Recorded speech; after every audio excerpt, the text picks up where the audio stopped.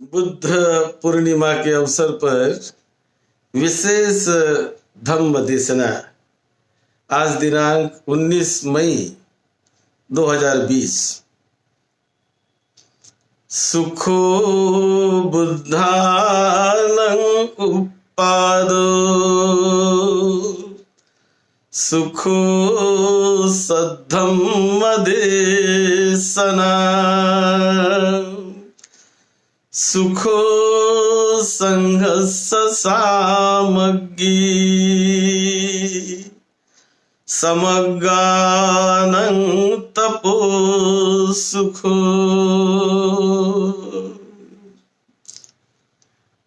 हम पिछले 3 दिन से 10 पारमिताओं पर बोल रहे हैं। आज का चौथा दिन है। जो 4 पारमिताएं तो पूरी हुई है, अब 5-6 बची है। तो उसमें एक है प्रज्ञा पारमिता 5वीं, 6 है खंती पारमिता, 7वीं है सच्च पारमिता, 8वीं अधिष्ठान पारमिता, 9वीं मेत्ता पारमिता और 10वीं उपेक्षा पारमिता। ये पारमिताएं ये मनुष्य जीवन की बहुत ऊंचे प्रकार की गुड क्वालिटी है। कोई भी व्यक्ति इस रास्ते से चलकर अपने जीवन को बहुत ऊंचाई तक ज्ञान के क्षेत्र में, मुक्ति के क्षेत्र में पहुंचा सकता है। These are the best quality of human mind if anybody can develop. और सब लोग, कोई भी आदमी इस गुड क्वालिटी को अपने जीवन में विकसित कर सकता है। आज हम जो बची हुई पारमिता है, खंती पारमिता, अपन पहले चर्चा करेंगे। खंती का मतलब है टॉलरेंस, यानी किसी बात को हमने सहने का प्रयास करना। कभी जीवन में परिस्थिति हमारे प्रतिकूल आ जाती है, हम नहीं चाहते वो भी हो जाता है। तो ऐसे वक्त अपने आप को कैसे हम संभाले रखें, क्योंकि जो भी परिस्थिति आई वो तो आ गई किसी न किसी वजह से, किसी न किसी कारण से। लेकिन दूसरा एक महत्व का कारण है कि आई हुई हर परिस्थिति वो बदल ही जाएगी, वैसी नहीं रहने वाली। यदि मैं उससे प्रवोक हो जाता हूं, उससे मैं उत्तेजित हो जाता हूं और अपने शरीर, वाणी, मन को विकृत बना देता हूं, तो मेरा ही दोष होगा। इसीलिए टॉलरेंस का मतलब सहते रहना। कोई भी बात आ गई जो सच्चाई है, सच्चाई तो प्रकट हो ही जाएगी। कभी परीक्षा हो जाती है आदमी की। तो जैसे एक बार बुद्ध जब उज्जैन में थे, तो वहां पर मागंडी नाम की जो महिला, वो बहुत क्रोधित हुई थी किसी वजह से। तो वो चाहती थी कि इनका अपमान करना। उज्जैन शहर में उन्होंने कुछ लोगों को खरीद लिया पैसे देकर, कुछ मजदूरों को, और कहा कि देखो तुम्हारा यही काम कि जब भी बुद्ध रास्ते से आएंगे जाएंगे तब उन्हें गाली देना, उनका अपमान करना, उनको भगाना है हमें इस शहर से। तो वो लगे अपने काम में। बुद्ध और आनंद दोनों रास्ते से चलते हैं और एक गाली गलौज करके, बहुत गंदी गंदी गालियां बुद्ध को दे रहे हैं। बुद्ध सब सुन रहे, आनंद सब सुन रहे हैं, लेकिन फिर भी वो शांत बने रहे, क्योंकि ये गालियां तो फिजूल की दी जा रही है। और आनंद उनको कहते हैं कि भगवान, इस शहर में रहना अच्छा नहीं होगा, चलो दूसरी जगह चले जाए। तो बुद्ध ने कहा कि नहीं, हमें सहना है, हम तो किसी का नुकसान नहीं कर रहे, हम तो लोगों को सुख शांति देने का प्रयास कर रहे हैं, तो हमें सहना है। इस प्रकार उन्होंने बड़े टॉलरेंस दिखाकर उनको सहा। 7 दिन के बाद गाली अपने आप खत्म हो गई। वो आने लगे, कोई इन पर परिणाम होता नहीं है, आए अपना काम करते हैं और भाग जाते हैं, फिर आते गाली देते हैं, भाग जाते हैं। 7 दिन के बाद कोई नहीं आया। मिट गई परिस्थिति, बदल गई परिस्थिति। उसी प्रकार एक बार बड़े भरी सभा में बुद्ध बैठे हैं, बहुत बड़ी सभा है, और उस सभा में राजा बैठा है, उनके अमात्य बैठे, सेनापति बैठा है, बड़ा भिक्षु संघ बैठा है, हजारों की तादाद में लोग बैठे हैं श्रावस्ती में। और अचानक एक महिला, तरुण महिला, चिंचा नाम की एक गरोदर महिला का रूप लेकर आती है और एकदम आकर भगवान बुद्ध के सामने खड़ी रहकर सभी के सामने उनका अपमान करती है। हे श्रमण, तुम यदि अपने बच्चे को नहीं संभाल सकते तो तुम्हारे इतने बड़े बड़े लोग हैं, इनको कहो, कोई भी संभालेगा। तो इस प्रकार से वो गरोदर महिला का उसने रूप ले लिया, अपने पेट पर लकड़े बांध दिए, कपड़े बांध दिए, और बुद्ध के सामने एकदम सभा में आ जाती है।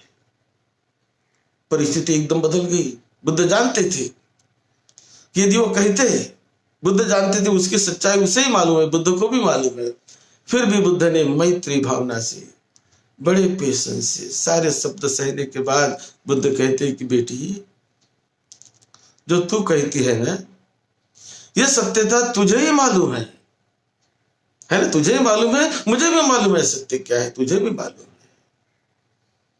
ऐसा कहने के बाद वो और भी चिल्ला उठी, हाँ केवल मुझे ही मालूम, आपको ही मालूम होगा, दूसरे कैसे कौन जान सकते हैं। ऐसी जोर से वो प्रतिकार बोली, तब उसके पेट में बांधी हुई रस्सी थी वो टूट गई, और जो उसने लकड़े बांधे थे, कपड़े बांधे थे, वो सारे उसके पैर पर गिर गए। तो ऐसे परिस्थिति में भी यानी बुद्ध वो सिखाते हैं कि परिस्थिति विपरीत भी आए, फिर भी अपनी शांति बनाए रखो, अपने शरीर, वाणी और मन से विपरीत परिस्थिति में भी बुरे काम ना करो। तो यह है खंती पारमिता। उसके बाद सच्च पारमिता है। सच्च पारमिता यानी सत्यता। सत्य का हमेशा विजय होता है, सत्य को कोई मिटा नहीं सकता है। सत्य हमेशा सत्य रहता है, सत्य को असत्य नहीं किया जा सकता है। उसे दबाया जा सकता है कुछ समय तक, लेकिन उसे असत्य नहीं किया जा सकता है। तो सच्चाई के रास्ते पर चलना, और सत्यता क्या होती है उसे वो आदमी जानता है। मैं जानता हूं कि सत्यता क्या है। हर एक व्यक्ति जानता है, हर एक व्यक्ति का मन उसके जीवन की सच्चाई को जानता है। हमारे मन में सबसे बड़ा जज, न्यायाधीश हर एक व्यक्ति के मन में ही बैठा है। ये हमारा मन ही सबसे बड़ा न्यायाधीश है, सबसे बड़ा न्याय देने वाला, कि गलत क्या सही क्या इसकी जानकारी सर्वप्रथम उस करने वाले आदमी को हो जाती है कि सत्य क्या है, गलत क्या है। और इसीलिए इस सच्चाई में बहुत बहुत शक्ति छिपी होती है। बुद्ध के जीवन के साथ एक बार बुद्ध वैशाली में रहते थे और देखो सत्य, बुद्ध की सत्यता देखिए। वैशाली में बुद्ध रहते थे और वहां पर आनंद के साथ एक स्तूप पर गए, ध्यान भावना वहां करने लगे। एक मार आया और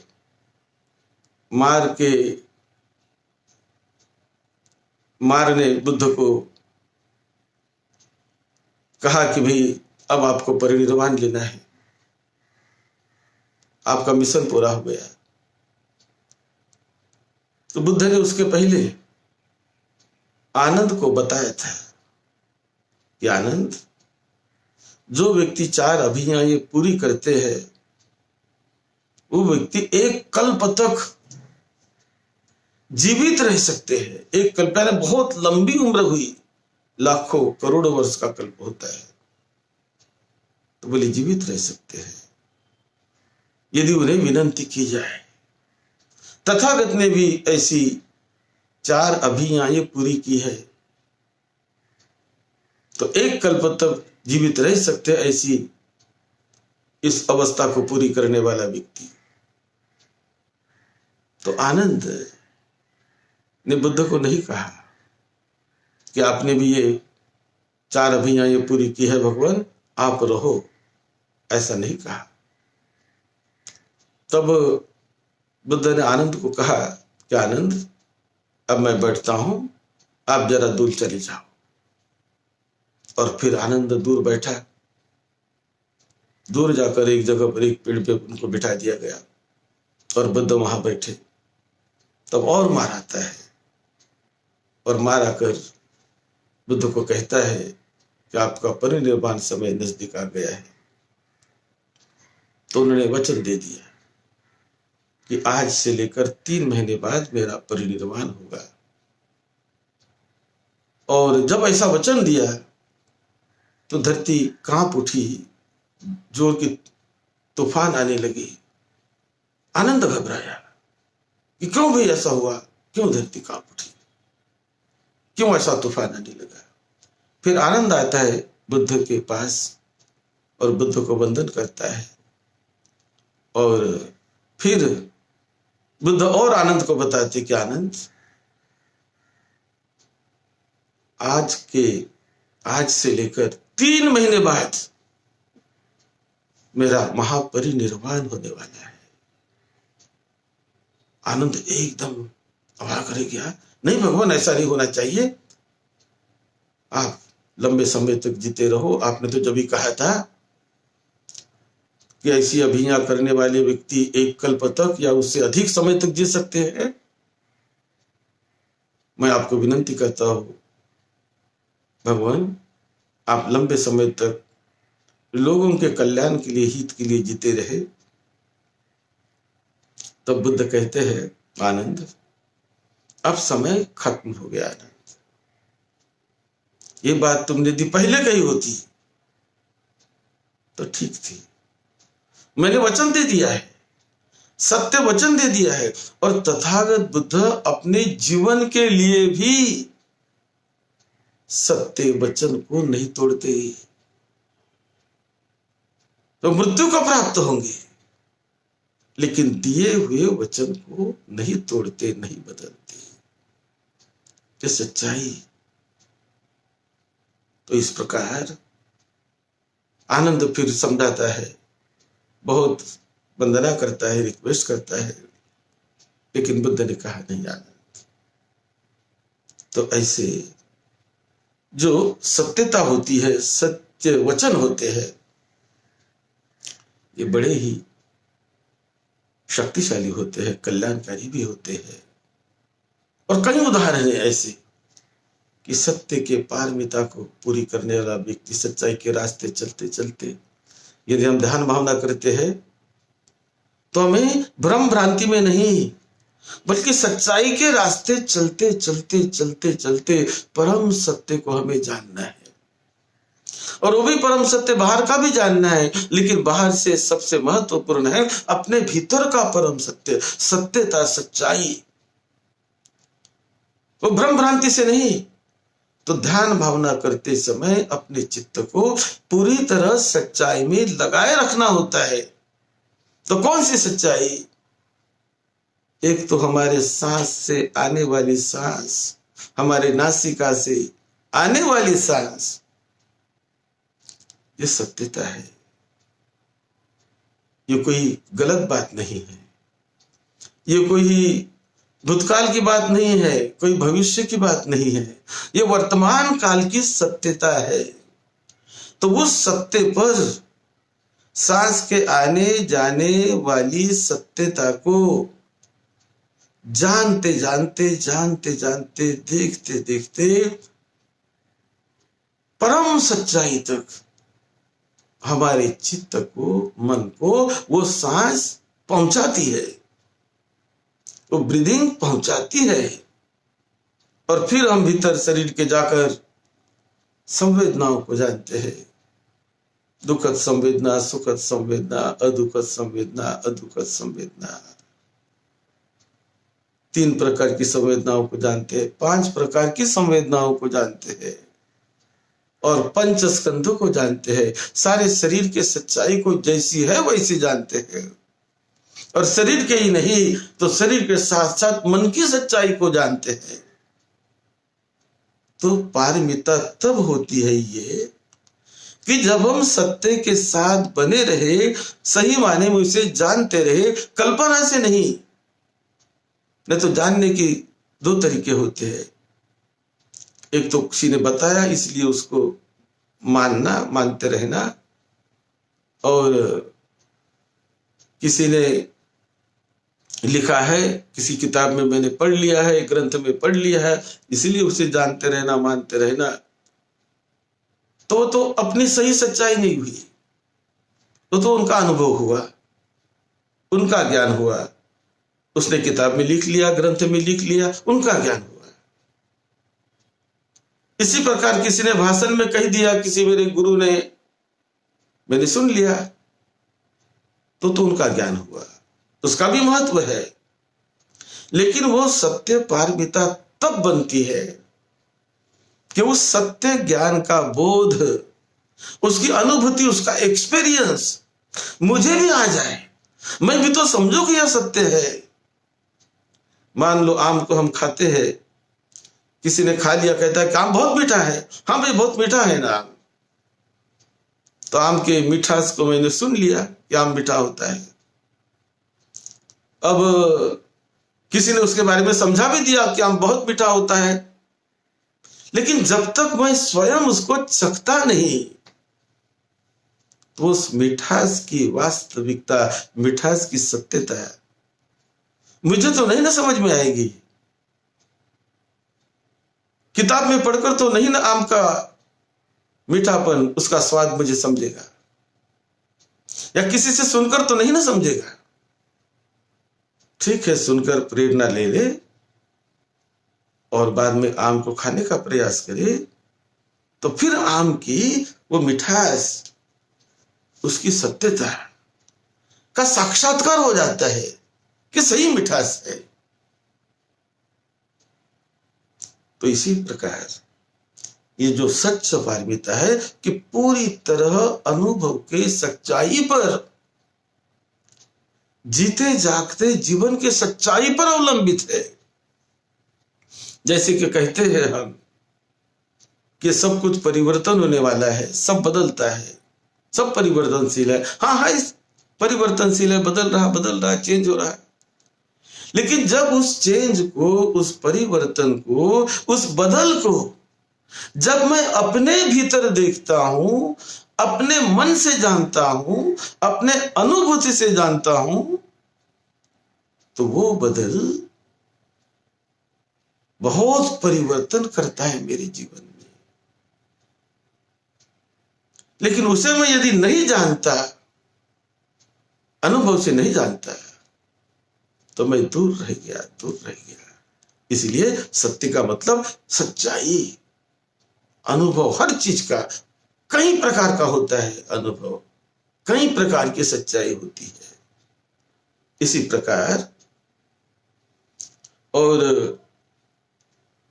उसके बाद अगली पारमिता है, उसे कहते हैं प्रज्ञा पारमिता। अब ये प्रज्ञा यानी बहुत ऊंचा ज्ञान, यानी विजडम। ये विजडम यानी ज्ञान भी होता है 3 प्रकार का। जैसे कि एक ज्ञान होता है दूसरे के द्वारा हमने सुन लिया, तो उसे कहते हैं श्रुतमयी प्रज्ञा, यानी सुन लिया या कभी किताब में पढ़ लिया, तो भी बड़ा महत्व का होता है, प्रेरणा देता है हमें, तो बड़ा महत्व का होता है। तो ये एक है श्रुतमयी प्रज्ञा, यानी प्रज्ञा बड़े, लेकिन ज्ञान तो बड़ा, ज्ञान तो मिला मुझे, लेकिन वो ज्ञान मुझे मिला किसी के द्वारा सुनने के कारण, तो इसीलिए उसे श्रुतमयी प्रज्ञा कहते हैं। फिर बुद्धिमान आदमी उस पर ही नहीं रह जाता, फिर वो चिकित्सा करता है, वो जानने का प्रयास करता है अपने अनुभव से कि सही ये जो बता रहा बोल रहा सही है कि नहीं, मैं भी तो देखूं। तो फिर उस पर चिंतन करता है कि जो भी किताब में लिखा है, जो भी ग्रंथ में लिखा है, ये सही है क्या, कैसा है, मैं भी तो देखूं, मैं भी तो जानूं। और ऐसे जानकर जो चिंतन करता है, चिंतन करने के बाद और भी ज्ञान अधिक बढ़ जाता है, यानी मेरा चिंतन हुआ, उस चिंतन से जो प्रज्ञा बढ़ती है उसे कहते हैं चिंतनमयी प्रज्ञा। तो पहले से दूसरी अच्छी है, अच्छे स्टेप है। और उसके बाद है तीसरी भावनामयी प्रज्ञा। भावनामयी यानी वो ज्ञान, वो बोध, वो अनुभूति स्वयं मुझे हो जाए, स्वयं मैं उसको चख लूं, स्वयं मैं उसको परख लूं। तो वो ज्ञान यानी अनुभव के स्तर पर जागा हुआ ज्ञान, ये बहुत हमारी उस प्रज्ञा को बढ़ाता है, विजडम को, और उसे कहते हैं भावनामयी प्रज्ञा, यानी भावित तो हो जाती है वो। तो मुक्ति के रास्ते पर चलते समय ये मन को परिशुद्ध करने के रास्ते चलते समय मन को परिशुद्ध करना केवल किसी से सुनने की बात नहीं है, केवल ग्रंथों में पढ़ने की बात नहीं है। तो उसको भावित करने के लिए स्वयं ध्यान भावना करके आनापानसति की अभ्यास से, फिर उसे आनापानसति से आगे बढ़कर विपश्यना के अभ्यास से और आगे बढ़ते बढ़ते बढ़ते बढ़ते हम उस वास्तविकता को अपने अनुभव के स्तर पर जानते हैं कि जो परिवर्तन होता है वो केवल मैंने किताब में ही नहीं पढ़ा या केवल किसी से सुना ही नहीं, तो स्वयं मैंने जान लिया, स्वयं मैंने देख लिया। ऐसा जब वो साधक जानता है, देखता है, तो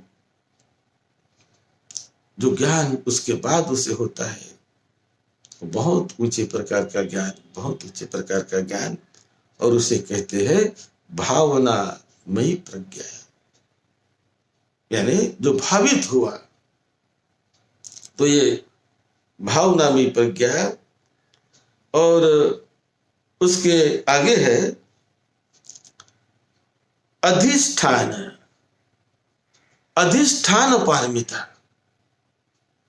अधिष्ठान यानी स्ट्रॉन्ग डिटर्मिनेशन, कि कोई भी काम करते समय बड़े अधिष्ठान से, बड़े दृढ़ निश्चय से हम काम करें तो सफलता आती ही है। भगवान बुद्ध जब बुद्ध गया में बैठे बुद्धत्व प्राप्ति के लिए, तो संकल्प किया, पालथी मारकर बैठे और कहते हैं कि चाहे नदी का पानी सूख जाए, चाहे मेरी हड्डियां टूट जाए, लेकिन मैं अब ये आसन से नहीं उठूंगा जब तक मैं बुद्ध नहीं बनता। तो ऐसा बड़ा दृढ़ संकल्प था। और उनकी पारमिताएं, कई पारमिताएं पूरी करते करते करते करते वो आ रहे थे और अधिष्ठान करके बैठे और बुद्ध हुए। तो कोई भी बात असंभव नहीं है। यदि उसके लिए हम प्रयास करते हैं, सही प्रयास करते हैं, चलते हैं उस रास्ते से, मेहनत करते हैं उस रास्ते से, तो कल्याणी होता है, लाभ होता है। तो उसे कहते हैं अधिष्ठान पारमिता। और उसके बाद है मेत्ता पारमिता, यानी मैत्री भाव,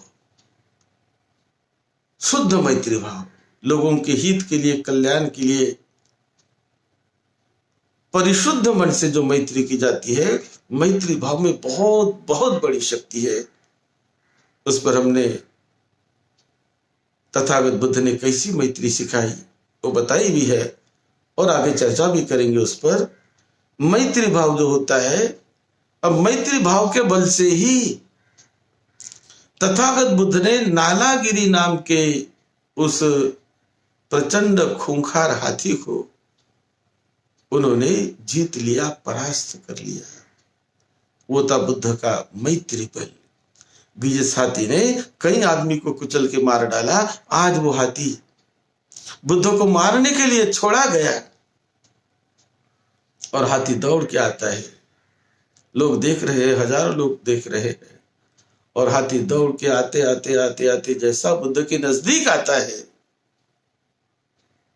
तो तथागत बुद्ध ने मैत्री भावना का उपयोग करके मैत्री की तरंग उस पर प्रकट की और उससे वो हाथी पूरी तरह जो क्रोधित था, चंड था, शांत हो गया और बुद्ध के पैरों पर आकर, हाथी भी यानी वो जानवर था लेकिन फिर भी बुद्ध के पैरों पे आकर वो झुक गया, वंदन करने लगा। तो ये जो बल है, मैत्री का बहुत बड़ा बल होता है। इस पर कई कहानियां हैं बुद्ध के जीवन में और मैत्री का साक्षात्कार बहुत लोगों ने किया है, बहुत बड़ी शक्ति है। मैत्री तो धर्म का प्रमुख प्रमुख अंग माना जाता है। और फिर उसके बाद 10वीं पारमिता है, उसे कहते हैं उपेक्षा पारमिता, यानी उपेक्षा भाव। अपने मन को एक स्थित प्रज्ञ अवस्था में रखना। सुख में भी वो बहुत आनंद नहीं होता, दुख में भी बहुत दुखी नहीं होता। समता में रहने का जो मन का प्रयास है, समता में जो रखते हैं मन को, उसे कहते हैं उपेक्षा। और समता में क्यों रखते हैं, कैसे रखा जा सकता है? क्योंकि जो कुछ भी अवस्था आती है, वर्तमान में जो कुछ भी आ रहा वो तो बदलने के लिए आ रहा, परिवर्तित होने के लिए आ रहा। जैसे कि हम नदी के किनारे पर खड़े हैं और नदी के किनारे से नदी में बाढ़ आई है और उस बाढ़ में कभी कभी मरे हुए जानवर बहते जा रहे हैं। हम देख रहे हैं कि आए जानवर हमारे सामने आए और बहते हुए बहती धारा में जा रहे, बहते हुए। कभी लकड़े वहां पर आ रहे हैं, वो भी आते हैं। कभी पेड़ पौधे आ रहे हैं, वो भी बहते हुए जा रहे हैं। तो कभी कोई मरे हुए व्यक्ति का मुर्दा वहां पर आता है, बॉडी आती है मरे हुए व्यक्ति की, वो भी आई और जा रही है। कभी फूलों के गुच्छा आते हैं, कभी कुछ कभी कुछ। तो वो जो आ रहा नदी के प्रवाह में और हम खड़े हैं, तो आ रहा रुकने के लिए नहीं, वो आ रहा जाने के ही लिए। बहते जा रहा है, बहते जा रहा है, नदी की धारा में बहते जा रहा है। यही तो जीवन का नियम है, यही तो शरीर का नियम है। ये शरीर में, ये मन में जो भी आता है, विचार भी आता है, विचार भी बहते जा रहा है। जो भी संकल्प आता है, संकल्प भी बहते जाता है, वो भी बदलता है। कोई भी ऐसी शरीर में चीज नहीं कि जो बदलती ना हो। हमेशा विचार बदलते हैं, हमेशा हमारे शरीर के अणु परमाणु बदलते हैं। करोड़ों करोड़ों अरबों अणु परमाणु जो शरीर में है, बदलते ही रहते हैं, रात दिन, दिन रात, ये परिवर्तन होते ही रहता है। ये सत्यता है। और ये सत्यता को जब जानने की क्षमता चित्त में आ जाती है, जब जानता है कि जो विचार मेरे मन में आया ये भी तो मेरा नहीं है ना, ये किसी गलत भ्रम से आ गया, गलत फहमी से आ गया, तो ये भी तो विचार बदलने वाला है, ये भी बदल जाएगा। मैं भी बदल रहा हूँ, विचार बदल रहा है, मेरा शरीर बदल रहा है, मेरा जीवन बदल रहा है। मैं भी कैसे कैसे जीवन में बदलते जा रहा हूँ। पहले बच्चा था, उसके बाद नौजवान हुआ, उसके बाद और बदल रहा हूँ। इस तरह हम अपने बुढ़ापे की तरफ बदल रहे, अपने मृत्यु की तरफ दौड़ रहे। रुके नहीं हैं हम, दौड़ी रहे, दौड़ी रहे, दौड़ ही रहे। और मृत्यु के बाद भी खत्म नहीं, मृत्यु तो शरीर की, चित्त चलते ही रहता है। चित्त का जो लाइफ फोर्स है उसके बाद भी वो गतिशील रहता है। इसी प्रकार ये सच्चाई को अनुभव करके, ये सच्चाई को जानकर हमें ये सच्चाई को जानकर अनुभव करते हुए हमें वो समझना है, जानना है कि ये सारी अवस्था बदलने वाली है। तो जो 10 पारमिता होती है, ये 10 पारमिता बड़ी कल्याणकारक होती है। एक बार उसके नाम और भी सुन लीजिए। पहली है दान पारमिता, दूसरी शील पारमिता, तीसरी नेखम्म पारमिता, चौथी प्रज्ञा पारमिता, पांचवी विरयम पारमिता, 6 खंती पारमिता, 7वीं है सच्च पारमिता, 8वीं अधिष्ठान पारमिता, 9वीं मेत्ता पारमिता और 10वीं है उपेक्षा पारमिता। तो ये पारमिता ये बहुत ऊंची क्वालिटी है हमारे सभी के जीवन की। इसको जानकर समझकर अपने जीवन में हम उतारने का प्रयास करें। इसी में हमारा मंगल है, सबका मंगल है। आप सबका मंगल हो, सबका मंगल हो।